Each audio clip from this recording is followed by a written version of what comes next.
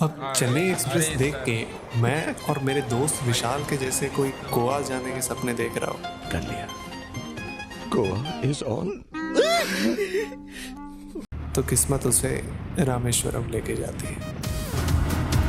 सो hi everyone, और मेरा नाम है Ashish Singh and today we are going on a boys trip to Rameswaram Chennai express से।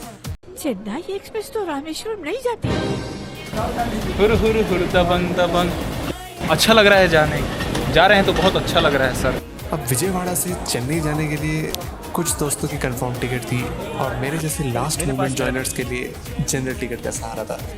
इसको बोलते हैं टिकट। अब चेन्नई पहुंचने से लेके रामेश्वरम में डुबकी लगाते हुए लड़कियों को डराते हुए और कैमरा पकड़े जाने तक हमारे साथ क्या क्या हुआ और क्या नहीं हुआ, वो देखने के लिए आपको हमारे साथ बने रहना पड़ेगा। तो मिलते हैं एपिसोड 2 में। चेन्नई एक्सप्रेस ले